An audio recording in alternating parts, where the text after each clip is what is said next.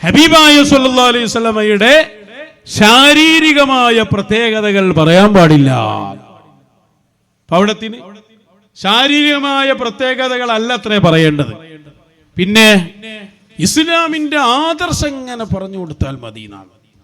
ആളുകൾക്കിടയിൽ വന്ന് റസൂൽ സല്ലല്ലാഹു അലൈഹി വസല്ലമയെ കുറിച്ച് പറയുമ്പോ ആളുകൾക്ക് അതിനോടൊരു മതിപ്പില്ലാതാവും. ആരായി പറയും? ഏത് നാടനല്ല, വഹാബിയല്ല.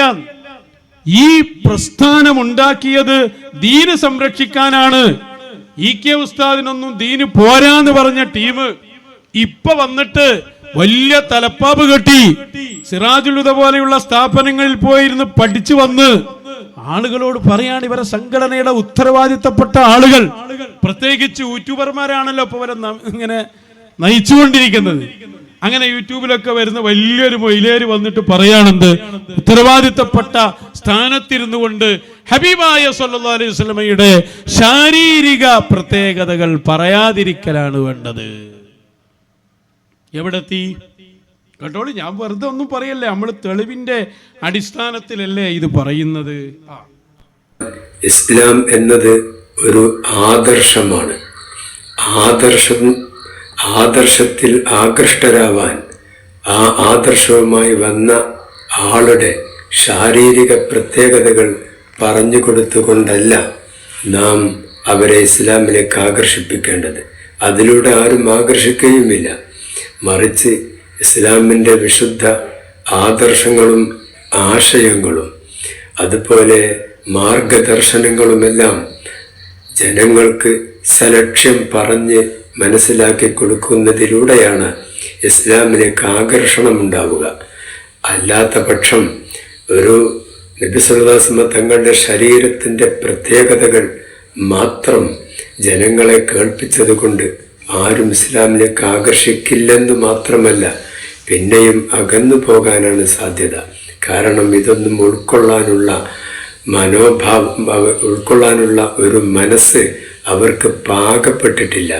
അതിനാൽ സോഷ്യൽ മീഡിയയിൽ ഇത്തരം പ്രഭാഷണങ്ങൾ വീഡിയോ ചെയ്തിട്ട് ഇട്ടുകൊടുക്കുകയും ചെയ്യരുത്. അതിലൂടെ സംഭവിക്കുക വഹാബികളും മൗദൂദികളും അതുപോലെ ഇസ്ലാമിക വിരുദ്ധരും മതവിരുദ്ധരും യുക്തിവാദികളും ഒക്കെ നബി സല്ലല്ലാഹു അലൈഹി വസല്ലം തങ്ങളുടെ ശരീരത്തെ പറ്റി പറഞ്ഞ് നമ്മൾ സംസാരിച്ചിരിക്കുന്ന അവിടുത്തെ ശരീരത്തിൻ്റെ പ്രത്യേകതകൾ എടുത്തു പറഞ്ഞുകൊണ്ട് പരിഹസിക്കുവാനും കളിയാക്കുവാനും അത് നിമിത്തമാകും.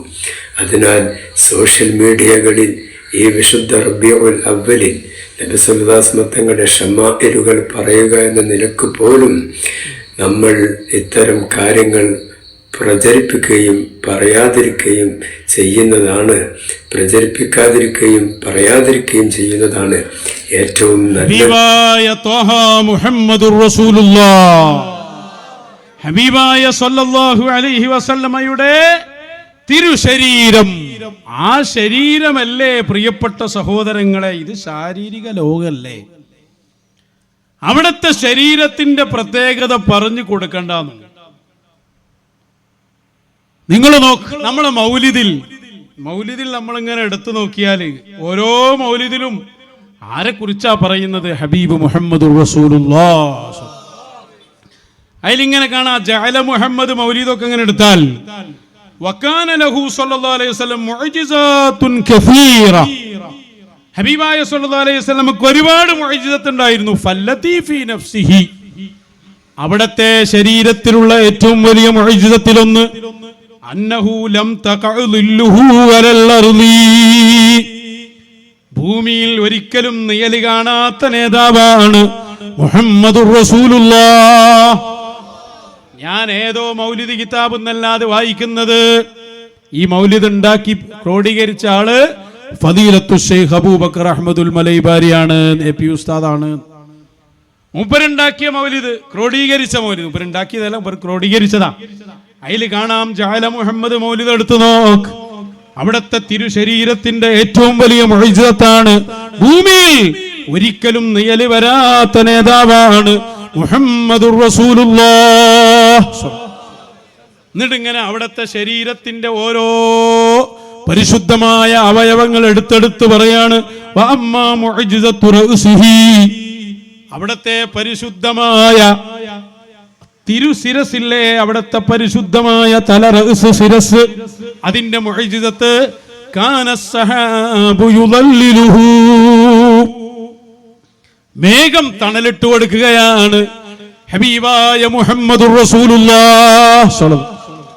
അയാൾ പറഞ്ഞില്ലേ, അള്ളാന്റെ റസൂലിന്റെ സ്വല്ലല്ലാഹു അലൈഹി വസല്ലം ശരീരത്തിന്റെ പ്രത്യേകത കണ്ടിട്ട് ആരും വരൂല. ഏടുന്ന് എഴുന്നേറ്റ് വരിക, ചെറിയ കുട്ടിയായ കാലത്തല്ലേ ഹബീബായ സ്വല്ലല്ലാഹു അലൈഹി വസല്ലം യാത്ര പോയപ്പോ ഒരു പുരോഹിതൻ കണ്ടില്ലേ, മരച്ചുവട്ടിലിരിക്കുന്നു ആര്, മുത്തു റസൂൽ സ്വല്ലല്ലാഹു അലൈഹി വസല്ലം. ആ റസൂലുള്ളാഹിനെ അങ്ങനെ നോക്കുമ്പോ മേഘം തണലിട്ട് കൊടുക്കുകയാണ്. അത് കണ്ടിട്ടല്ലേ ഇത് വരാനിരിക്കുന്ന നബിയാണെന്ന് അന്ന് തന്നെ പ്രവചനമുണ്ടാകുന്നു. വമുഅ്ജിസത്തു ഐനൈഹി, അവിടത്തെ പരിശുദ്ധമായ രണ്ട് കണ്ണിന്റെ മുഅ്ജിസത്ത്, യറാ മൻ ഖൽഫഹു കമാ യറാ മൻ ഖുദ്ദാമഹു, മുന്നിലുള്ളത് കാണുന്നത് പോലെ ബാക്കിലുള്ളതും കാണുന്ന ആളാണ് മുഹമ്മദുർ റസൂലുള്ളാഹ്. ഈ വഹാബിയായ മൗലിയാരില്ലേ, അയാൾ പറഞ്ഞതനുസരിച്ച് ബുഖാരി ഓതാൻ പറ്റുമോ? ബുഖാരിയിൽ പറഞ്ഞില്ലേ ഹബീബായ സല്ലല്ലാഹു അലൈഹി വസല്ലം, എന്റെ പിന്നിൽ നിൽക്കുന്ന നിങ്ങൾ ഞാൻ കാണൂല എന്ന് മനസ്സിലാക്കണ്ട, മുന്നിലുള്ളത് കാണുന്നത് പോലെ ബാക്കിലുള്ളത് ഞാൻ കാണുമെന്ന്. മാത്രല്ല, നിങ്ങളെ ഖൽബിലുള്ളത്, ഹൃദയത്തിലുള്ളത് വരെ കാണും. അതാണ് മുഹമ്മദുർ റസൂലുള്ളാഹ് സ്വല്ലല്ലാഹു അലൈഹി വസല്ലം. വമുഅ്ജിസത്തു അൻഫിഹി, അവിടുത്തെ പരിശുദ്ധമായ മൂക്കിന്റെ മുഅ്ജിസത്ത് കാന യശുമ്മു റായിഹത്ത ജിബ്രീൽ. ജിബ്രീൽ അലൈഹിസ്സലാം ആകാശലോകത്ത് നിന്ന് പുറപ്പെട്ടാൽ അത് മദീനയിൽ തന്നെ അറിയുന്നു, ജിബ്രീലിന്റെ വാസനയെത്തുന്നു. അതാണ് മുഹമ്മദുർ റസൂലുള്ളാഹ്. എണ്ണി എണ്ണി പറഞ്ഞു ഓരോന്നും പറയേണ്ടതാണ്. മുഅ്ജിസത്തു സിന്നിഹി, അവിടത്തെ പരിശുദ്ധമായ പല്ലിന്റെ മുഅ്ജിസത്ത് അലാഅത്ത്, അതിങ്ങനെ പ്രകാശിക്കും. കശുആഇൽ ലൗഇ, ആ പല്ലൊന്ന് കണ്ടാൽ അതിങ്ങനെ ലംഘുകയാണ്, അതിന്റെ ഉള്ളിലൂടെ നൂറിങ്ങനെ പ്രവഹിക്കുകയാണ്. അവിടത്തെ നാവിന്റെ പ്രത്യേകത, പരിശുദ്ധ നാവാണത്. ആ നാവ് കൊണ്ട് എന്തു പറഞ്ഞാലും സംഭവിക്കുകയാണ്. അന്നഹു ഖാല ലിറബ്ബി, ഒരു ഉടുമ്പിനോട് ഒരിക്കൽ ചോദിച്ചു, മൻ അനാ, ഞാനാരാണ്. സംഭവം പ്രസിദ്ധമാണ്. ഒരു ഉടുമ്പുമായി വരികയാണ് ഒരു അയറാബി. അയറാബി പറഞ്ഞു, ഈ ഉടുമ്പ് പറയണം നിങ്ങൾ അല്ലാഹുവിന്റെ റസൂലാണ്, എന്നാ ഞാൻ വിശ്വസിക്കാതെ. എന്തും പറയാലോ, വിശ്വസിക്കണമെന്ന് മുത്തു റസൂൽ സ്വല്ലല്ലാഹു അലൈഹി വസല്ലം. വിശ്വസിക്കാ, ഉടുമ്പ് പറയണം, ഇതൊന്നും പറയാൻ പാടില്ല. നിങ്ങൾ പറയണ്ട, ഞങ്ങൾ പറഞ്ഞോളൂ. അഹ്ലുസ് സുന്നത്തി വൽ ജമാഅ. ഇത് ഏതെങ്കിലും ആളുകളെല്ലാം ശംസുൽ നമുക്ക് ആദർശം പോരാന്ന് പറഞ്ഞ് പിരിഞ്ഞുപോയ ആ വിഭാഗത്തിന്റെ ഉത്തരവാദിത്തപ്പെട്ട ഓൺലൈൻ കൈകാര്യം ചെയ്യുന്ന, ഞാൻ പറഞ്ഞില്ലേ, കുറ്റ്യാടിയിൽ തന്നെ പോയി പരിശീലനം സിദ്ധിച്ച് വലിയ തലീകെട്ട് കെട്ടി വന്നിട്ട് പറയാണ് അവിടുത്തെ ശാരീരികമായ പ്രത്യേകതകൾ പറയാൻ പാടില്ല. എന്താണ് ആ പരിശുദ്ധ നാവിന്റെ പ്രത്യേകത? ഉടുമ്പിനെ കൊണ്ട് പറയിപ്പിച്ച വിശ്വസിക്കാനാണ് അയറാബി. അപ്പതാ ഖാലലിൽ റബ്ബി മൻ അനാ, ഉടുമ്പിനോട് ചോദിക്കാണ്, പറയ് ഞാൻ ആരാ? ഖാല അൻത റസൂലുള്ളാഹ്, അൻത റസൂലുള്ളാഹ്, നിങ്ങൾ അല്ലാഹുവിന്റെ റസൂൽ സ്വല്ലല്ലാഹു അലൈഹി വസല്ലമയാണ്. വമുഅ്ജിസത്തു ഉദുനൈഹി, രണ്ട് പരിശുദ്ധ കാതിന്റെ മുഅ്ജിസത്ത്, അന്നഹു കാന യസ്മഉ മിനൽ ബഈദ് കമാ യസ്മഉ മിനൽ ഖരീബ്. നമ്മളൊക്കെ അടുത്തുള്ളതേ കേൾക്കൂ എങ്കിൽ ഏത് വിദൂരതയിൽ നിന്നും കേൾക്കുന്ന കാതാണ് മുഹമ്മദുർ റസൂലുള്ളാഹ്. മാത്രമല്ല വയസ്മഉ വഹുവ നായിം കമാ യസ്മഉ വഹുവ യഖ്ളാൻ, ഉറക്കത്തിൽ അവിടെ നിന്ന് കാത് കേൾക്കും, ഏതുപോലെ? ഉണർവിൽ കേൾക്കുന്ന പോലെ. കാരണം അവിടുത്തെ ഖൽബ് ഉറങ്ങുകയില്ല. എണ്ണി എണ്ണി എണ്ണി എണ്ണി പറയുന്നുണ്ട്, ഓരോ നഖത്തിന്റെ മുഅ്ജിസത്ത് വരെ. അതാണ് അതിന്റെ അവസാനം കാണാം. വമുഅ്ജിസത്തു ളഫ്രിഹി, അവിടുത്തെ ഏതാണോ ഹബീബായ സല്ലല്ലാഹു അലൈഹി വസല്ലം തങ്ങളെ ശാരീരിക പ്രത്യേകതയില്ലാത്ത ഒരവയവും അവിടുത്തെ ശരീരത്തിലില്ല. അത് പറയരുതെന്ന് പറഞ്ഞാൽ അത് ഞങ്ങൾ പറഞ്ഞു തന്നെ ഇവിടെ പ്രചരിപ്പിക്കുക തന്നെ ചെയ്യും. ഉറപ്പില്ലാത്തവൻ ദീനിൽ നിന്ന് പോയിക്കോ, ഞങ്ങൾക്കത് പറയാതിരിക്കാൻ പറ്റില്ല. അവിടുത്തെ നഖത്തിന്റെ മുഅ്ജിസത്ത് അഖദത്തു ആയിഷത്തു റളിയല്ലാഹു അൻഹാ മിൻ അദ്ഫാരിഹി. ഹബീബായ സല്ലല്ലാഹു അലൈഹി വസല്ലം നഖം മുറിച്ചപ്പോ ബീവി ആയിഷ റളിയല്ലാഹു അൻഹാ ആ നഖം എടുത്ത് അവരുടെ വസ്ത്രത്തിൽ കെട്ടിവെക്കുകയാണ്. വശദ്ദത്തു ഫീ സിയാബിഹാ, അവരുടെ വസ്ത്രത്തിൽ അതിങ്ങനെ കെട്ടിവെച്ചു. അതാ ഫസാറത്തു ലുഅ്ലുആ, അത് രത്നങ്ങളായി മാറി. കാരണം ആരുടെ നഖമാണത്? ത്വഹാ റസൂലുള്ളാഹ്. രത്നങ്ങളായി മാറി. ആ രത്നങ്ങൾ ഇങ്ങനെ പിടിച്ച് മുത്തു റസൂലിന്റെ സമീപത്തേക്ക് സല്ലല്ലാഹു അലൈഹി വസല്ലം ആയിഷ ബീവി വന്നപ്പോ ഖാല ലഹാ മിൻ ഐന ലകി യാ ആയിഷ, ഈ വിലമതിക്കാത്ത മുത്തുകൾ എവിടെ നിന്ന് കിട്ടി മോളെ? ഖാലത്ത് മിൻ അദ്ഫാരിക, അങ്ങയുടെ നഖങ്ങളാണ് നബിയേ ഇത്. ഫതബസ്സമൻ നബിയു സല്ലല്ലാഹു അലൈഹി വസല്ലം ഫഖാല അമാ അലിംതി അന്ന നഫ്സി കുല്ലഹാ ദുർറാ വലുലുആ. മോളെ ആയിഷ, നിനക്കറിയില്ലേ എന്റെ ശരീരത്തിന്റെ സർവഭാഗങ്ങളും അതൊക്കെയും വിലപിടിക്കാൻ പറയാൻ പറ്റാത്ത രത്നങ്ങളാണ്, മുത്തുകളാണ്. കാരണം ഇത് നൂറും മിന്നൂരില്ല, നൂറും മിന്നൂരില്ല. അതാണ് മുഹമ്മദുർ റസൂലുള്ളാഹ്.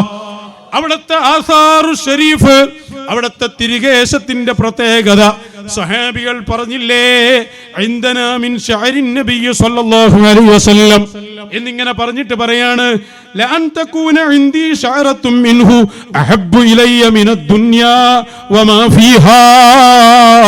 ഹബീബായ സല്ലല്ലാഹു അലൈഹി വസല്ലം അവിടുത്തെ തിരികേശത്തിൽ നിന്ന് ഒരു കേശം, ഒരു പരിശുദ്ധമായ മുടി എന്റെ സമീപത്തുണ്ടാവുക എന്നത് ദുനിയാവ് മുഴുവനും കിട്ടുന്നതിനേക്കാൾ എനിക്ക് വിലപ്പെട്ടതാണെന്ന് ഹബീബായ മുഹമ്മദുർ റസൂലുള്ളാഹ് സ്വല്ലല്ലാഹു അലൈഹി വസല്ലം അവിടുത്തെ ശഅർ മുബാറക്കിനെ കുറിച്ച് പറയാൻ എന്തിനധികം പറയണം. ഉമ്മു സലൈം ബീവിയൊക്കെ അതാ ബുഖാരി മുസ്ലിം എല്ലാ കിതാബിലും കാണാ ജാഅൻ നബിയ്യു സ്വല്ലല്ലാഹു അലൈഹി വസല്ലം. അനസ് തങ്ങൾ പറയാ, ഹബീബായ സ്വല്ലല്ലാഹു അലൈഹി വസല്ലം ഒരിക്കലും ഞങ്ങളെ വീട്ടിൽ വന്നു. ഫഖാല ഇൻദന, ഞങ്ങളെ സമീപത്ത് ഖൈലൂലത്ത് ഉറങ്ങി. അവിടെ കാല എന്ന് പറഞ്ഞാൽ അതാണ് ഉച്ച സമയത്തുള്ള ഉറക്കാണ്. ഫാരിഖ, നല്ല ചൂടാണല്ലോ, AC റൂം അല്ലല്ലോ, പായയിലാണ് കിടക്കുന്നത്. അവിടുന്ന് ഇങ്ങനെ വിയർക്കുകയാണ്. ഫജാഅത്ത് ഉമ്മു സുലൈം, മുസ്ലൈം ആരാ? ഇത് പറയാൻ പാടില്ല അറിഞ്ഞുകൊണ്ട് ബുഖാരി എന്തായാലും വായിച്ചതാ. ആരാ അവനത് പറയാൻ പാടില്ല എന്ന്? ഓൻ പറയണ്ട, ഓന്റെ ആളുകളും പറയണ്ട. അത് പറയാൻ ഇവിടെ മശായിഖിന്റെ അഹ്ലുണ്ട്, അത് പറയാൻ അഹ്ലുസുന്നയിൽ ഇഷ്ടപ്പെട്ട നാടന്മാരുണ്ടോ? മൊയ്ലിയമാർക്ക് മടിയാണി മാറിന്നോ? നമുക്ക് പറയാലോ, നമ്മളതിൽപ്പെട്ടതല്ല. ഫജാഅത്ത് ഉമ്മു സുലൈം, അപ്പൊ ഉമ്മു സുലൈം ബി വരിക ബിഖാറൂറത്തിൻ, ഒരു കുപ്പിയുമായി വരിക. അങ്ങനെ അതാ ഫജഅലത്ത് തസ്ലുത്തുൽ അറഖ ഫീഹാ, ആ കുപ്പിയിലേക്ക് ഇങ്ങനെ അവിടുത്തെ പരിശുദ്ധമായ വിയർപ്പ് ഇങ്ങനെ വടിക്കുകയാണ് ഉമ്മു സുലൈം. ഫസ്തൈഖദ നബിയ്യു സ്വല്ലല്ലാഹു അലൈഹി വസല്ലം, ഹബീബായ തങ്ങൾ ഉണരുകയാണ്. യാ ഉമ്മു സുലൈം മല്ലദീ തസ്നഈൻ, ഉമ്മു സുലൈം എന്തായി ചെയ്യണ്? ഹാദാ അറഖുഖ, നബിയേ അങ്ങയുടെ വിയർപ്പാണിത്. നജഅലുഹു ഫീ ത്വയ്ബിനാ, ഇത് ഞങ്ങളുടെ അത്തറുകളെ കൂട്ടത്തിൽ വെച്ചാൽ അത് അത്വയ്ബാണ്. ഞങ്ങളെ എല്ലാ സുഗന്ധവും അവിടെ തോറ്റുപോകും. അവിടുത്തെ സുഗന്ധം, അവിടുത്തെ ആ പരിശുദ്ധമായ വിയർപ്പിന്റെ സുഗന്ധം യഥാർത്ഥ അംബറും ഉഴുതും മിസ്കും ഒക്കെ പരാജയപ്പെടുകയാണ്. കാരണം ഇത് നൂറും മിന്നൂരില്ല.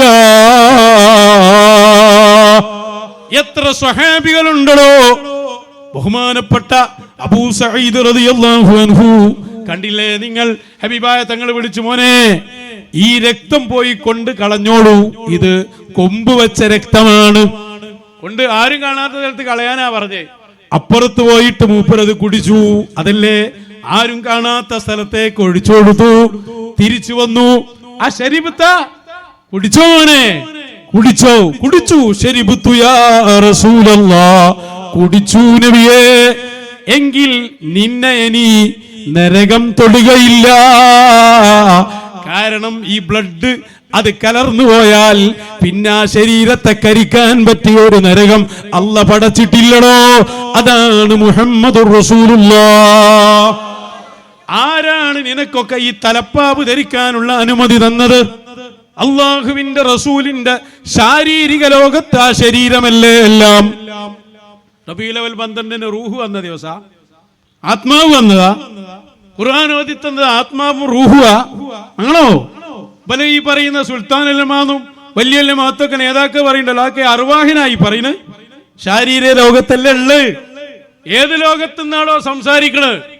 ഇവിടെ എത്രയോ അമുസ്ലിം സഹോദരങ്ങൾ ഇസ്ലാമിലേക്ക് വരുന്നത് തന്നെ ആരെ കുറിച്ച് കേട്ടിട്ടാണ്? ത്വഹ റസൂലുള്ളാഹ്. അത്ഭുതമല്ലേ ആ ശരീരം. 63 കൊല്ലം ജീവിച്ചിട്ട് ഒരിക്കൽ പോലും നെയ്യല് കാണാത്ത നേതാവ് അതാണ് മുഹമ്മദുർ റസൂലുള്ളാഹ്. അത്ഭുതമല്ലേ ആ ശരീരം. സല്ലല്ലാഹു അലൈഹി വസല്ലം 63 കൊല്ലം ജീവിച്ചിട്ട് ഒരിക്കൽ പോലും ആ പുണ്യമേനിയിൽ ഈച്ചയിരുന്നില്ല. അതാണ് മുഹമ്മദുർ റസൂലുള്ളാഹ് സല്ലല്ലാഹു അലൈഹി വസല്ലം. ഇത് പറയാൻ യുക്തിവാദിയെ ഭയപ്പെടണോ? യുക്തിവാദിയെ ഭയപ്പെടാൻ എനിക്ക് ഖുർആൻ ഓതാൻ പറ്റില്ല. ഖുർആൻ ഇട്ട് ട്രോളുന്ന വഹാബിയില്ലേ, യുക്തിവാദിയില്ലേ, അവൻ ട്രോളുമെന്ന് കരുതിയിട്ട് ഖുർആൻ എടുത്തു വെക്കാൻ പറ്റുമോ? ഇത് ശാരീരിക ലോകമാണ്. ആ ശരീരത്തിനാണല്ലോ പവർ. കാരണം അത് ദാത്തു മുഹമ്മദാണ്. ആ ശരീരമാണ് റബ്ബിന്റെ സമീപത്ത് എന്നിട്ട് നേരിട്ട് റബ്ബുമായി സംഭാഷണം നടത്തിയ ദാത്തു ശരീഫാണ് മുഹമ്മദുർ റസൂലുള്ളാഹ്. ശരീരത്തിന്റെ പ്രത്യേകത പറയാൻ പറ്റില്ല എങ്കിൽ ഖുർആൻ ഓതാൻ പറ്റുമോ? അവിടുത്തെ നാവിലൂടെ ഓതി തന്നതല്ലേ ഖുർആൻ.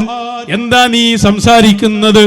ആ പരിശുദ്ധമായ ശരീരം, ആ ശരീരമുള്ളത് കൊണ്ടല്ലേ മദീനയുടെ പവർ. നിനക്കിനി മദീനയെ കുറിച്ച് സംസാരിക്കാൻ കഴിയുമോ? മക്കയെ കുറിച്ച് പറയാൻ കഴിയുമോ? ഖുർആൻ എടുക്കാൻ പറ്റുമോ? ബുഖാരി എടുക്കാൻ പറ്റുമോ? സ്വഹീഹ് മുസ്ലിം എടുക്കാൻ പറ്റുമോ? ചരിത്ര കിതാബുകൾ എടുക്കാൻ പറ്റുമോ? എന്താണോ നിങ്ങൾക്ക് സംഭവിച്ചു പോയത്? സെന്റർ പോയിന്റിൽ നിങ്ങൾ തൊട്ടപ്പോൾ ഫീസ് അടിച്ചു പോയി. നാറിയവനെ പേറിയാൽ പേറിയവൻ നാറും. ഒരു സംശയവും വേണ്ട. അതിൽ മേൽവാദിയായ ആളുകളെ പേറി നടന്നപ്പോ മൊത്തത്തിൽ നാറിപ്പോയി. ലോകത്തൊരു വഹാബി ഇത് പറഞ്ഞുണ്ടോ? ഒരു ജമാഅത്തെ ഇസ്ലാമി പറഞ്ഞിട്ടുണ്ടോ? ഇത് ഞങ്ങൾ പറയണ്ടേ? പറയാതിരിക്കാൻ പറ്റുമോ? സ്വലാത്തും തസ്ലീമും ചെല്ലണ്ടെന്ന് പറഞ്ഞപ്പോ എത്ര വലിയ തോന്നിവാസം എന്നല്ലേ ചോദിച്ച്. കറക്റ്റ് ചോദ്യമാണ്. അപ്പൊ ഇത് എത്ര പറയേണ്ടി വരും? എന്താ ഈ പറയുന്നത്? അവിടുത്തെ ശരീരത്തെ വർണ്ണിക്കാൻ പാടില്ലാന്നോ? അവിടുത്തെ കവിളിനെ കുറിച്ച് പറയരുതെന്നോ? അവിടുത്തെ വിയർപ്പിനെ കുറിച്ച് പറയരുതെന്നോ? അവിടുത്തെ പരിശുദ്ധമായ നടത്തത്തെ കുറിച്ച് പറയരുതെന്നോ? അവിടുത്തെ മെഹ്റാജ് ആ എടുത്തു നോക്കുക. ഞാൻ പറഞ്ഞില്ലേ, ഇബ്നു ഹജർ അൽമിനഹുൽ മക്കി എടുത്തു നോക്കിയാൽ ഓരോന്നോരോന്ന് അൻഫുഹു വഅമ്മാ റൗസുഹു വഅമ്മാ വജുഹുഹു ഓരോന്ന് എണ്ണി എണ്ണി എണ്ണി എണ്ണി എണ്ണീറ്റ് ഇങ്ങനെ പറയും. വഅമ്മാ ശഅറുഹു വഅമ്മാ സദറുഹു ഓരോന്നിന്റെ മുഅ്ജിസത്ത. ഓരോന്ന് എണ്ണി എണ്ണി എണ്ണി എണ്ണി എണ്ണി എണ്ണി അവിടുത്തെ അവസ്ഥകൾ എണ്ണി പറഞ്ഞ് പഠിപ്പിച്ച ഞങ്ങളുടെ ശൈലി അതാണല്ലോ ശംസുലുലമയുടെ ശൈലി. അല്ലാതെ തലകെട്ടും കെട്ടി വന്നിട്ട് ഹംകത്തരം പറയരുത്. ഹബീബായ തങ്ങളെ കുറിച്ച് തോന്നിവാസം പറയരുത്. ഞാനത് തുടങ്ങി വെച്ചിട്ടേ ഉള്ളൂ. അയാൾ എന്നെ മടവൂര് ശൈഖിനെ കുറിച്ച് പോസ്റ്റ് ഇട്ടിട്ടുണ്ട്. പറയാനുണ്ട് ഇൻഷാ അല്ലാഹ് റബീഉൽ ആഖിറിലാക്ക. ഇവിടെ നമ്മൾ ഈ വിഷയമാണല്ലോ കൈകാര്യം ചെയ്യുന്നത്. ഞാൻ ഇപ്പോഴുള്ള നമ്മളെ ഉസ്താദുമാരൊക്കെ അങ്ങനെ തന്നെ പറഞ്ഞേ. ഇപ്പൊ ഈ കുണ്ടൂരിൽ വന്നിട്ടാണ് കഴിഞ്ഞ വർഷത്തിൽ, ഈ വർഷമല്ല അതിന് മുമ്പുള്ളൊരു വർഷത്തിൽ സുലൈമാൻ ഉസ്താദ് ഹബീബായ സല്ലല്ലാഹു അലൈഹി വസല്ലമയെ കുറിച്ച് പറഞ്ഞിട്ട് അവിടെ നിന്ന് നൂറാണ്, ഒരിക്കലും നയലില്ല. യഥാർത്ഥ ഷാർ മുബാറക്കാണോ അതിന് നയല് കാണൂല.